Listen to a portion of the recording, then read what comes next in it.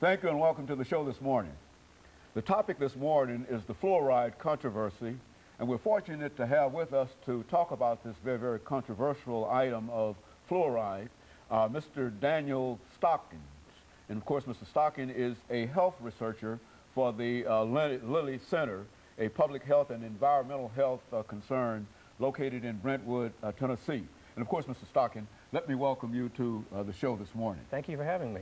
And to tell you, Mr. Stockin, how delighted we are to have you here this morning. And I think that our audience has already identified this setup that we have here, and I think this might be our first over the last 25 or 30 years. But nevertheless, I think it's very, very important because the issue that we're going to deal with this morning is an issue that people might have a difficult time relating to unless they can identify this issue of fluoride.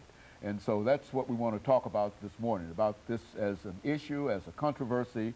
And of course, before we do that, let's give you an opportunity to give us some information about Daniel Stockin. Okay. Your background, your education, and some of the things that led you to the Lilly Center as a health researcher. Well, thank you. I'm one of those people, I have a background in public health and environmental health. I've been in it for 17 years.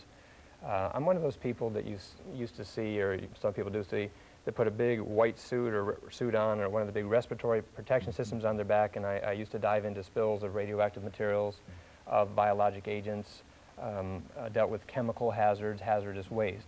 So that's what I kind of cut my teeth on in my public health career. And over the years, I've worked in health care as well as in environmental health. And we got involved in this. I work for a company called the Lilly Center. We offer public health and environmental health training classes, is what we do. We got involved in this issue about fluoride, sort of not really planning on doing it. It came at us kind of sideways. And some people in this area may see signs on the side of the road that says fluoridated drinking water. Well, my boss had a reaction on her skin, and she was asking me one day, could it possibly be caused by fluoride in the water? She was new to the area, had never been around fluoridated water. Well, I did what I've done hundreds of times in my career. I backed away from a chemical and just looked at it. What does it do in the body, and how does it affect it, and these kind of things. What we found just made our jaw drop. And a lot of information on this nature has come out in the past few years.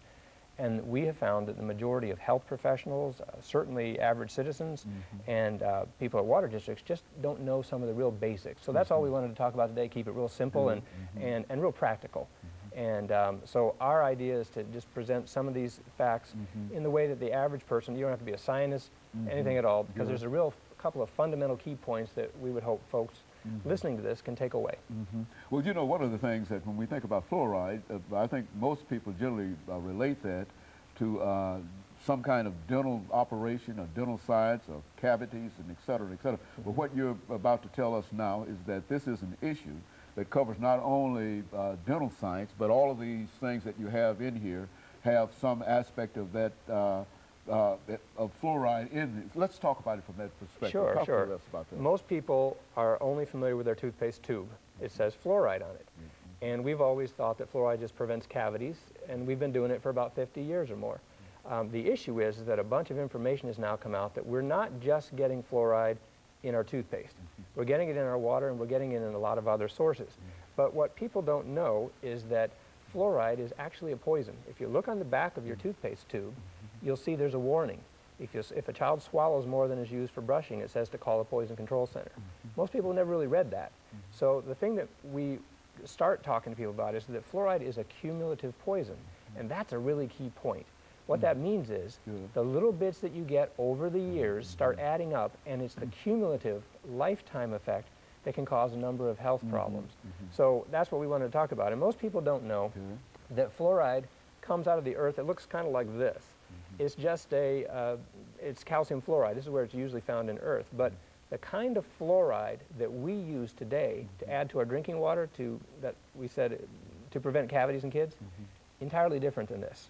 And so I wanted to talk about that and talk a little bit about the history of it. It's been going on for about 50 years. And so now we've had our first full generation of people who've grown up getting little doses of this accumulating poison. And that's one of the key issues, is that's why the health effects are happening. And cities across the United States are starting to reject this. 6 of 7 cities in early November that were looking at fluoridation rejected it. And so there's a lot of issues. They affect certain groups more than others, and we want to talk about that. We think your viewers will be interested to know that. Very good. And of course, we're getting ready, Mr. Stockin, for our first commercial break, after which we'll come back and we'll give you an opportunity to further inform us in reference to this as an issue, and to perhaps give us any kind of advice that we might need in order to understand it better and to fight against it. And of course, we'll be back with our audience following this very, very short commercial break.